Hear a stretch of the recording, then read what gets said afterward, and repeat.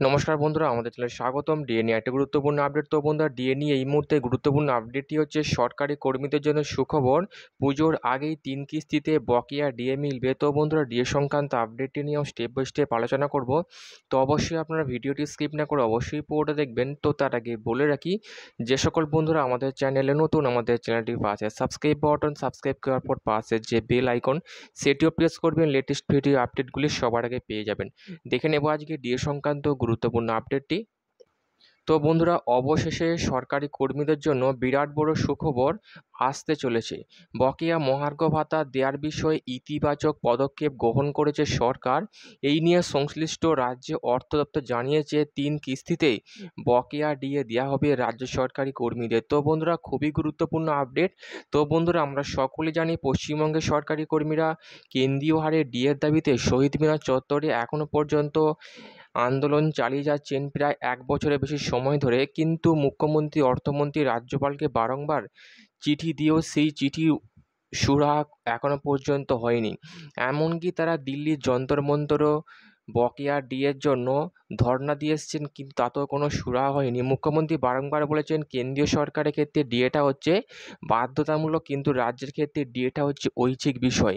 এবং যেখানে কলকাতা হাইকোর্টে রাজ্য সরকারি কর্মীদের জয় এনেছিল এবং কলকাতা হাইকোর্ট বলেছিল সরকারি কর্মীদের বকেয়া ডিএ মিটিয়ে দিতে হবে 3 মাসের মধ্যে, কিন্তু সেই রায়কে চ্যালেঞ্জ করে সুপ্রিম কোর্টে এসএলপি দাখিল করে, ডিএ মামলা দাখিল করে, যে ডিএ মামলার এখনও পর্যন্ত ঝুলে রয়েছে।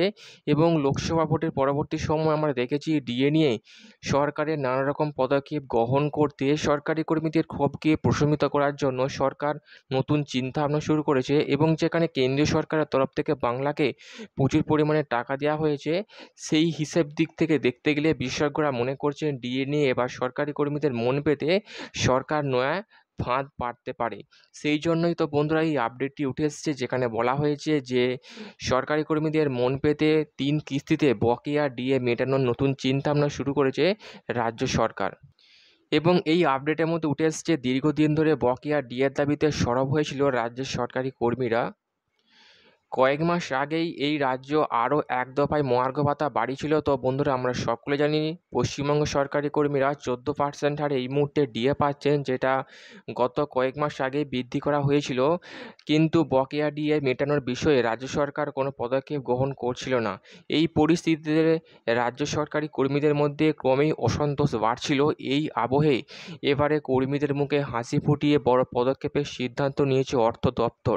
তো বন্ধুরা, বুঝতে পারছেন এই ছিল ডিএ সংক্রান্ত একটি গুরুত্বপূর্ণ আপডেট। তো বন্ধুরা, ডিএ বৃদ্ধি নিয়ে খুবই গুরুত্বপূর্ণ আপডেট, যেখানে সরকারি মহল মনে করছেন বকেয়া ডিএ 3 কিস্তিতে মিটিয়ে দেওয়া হবে।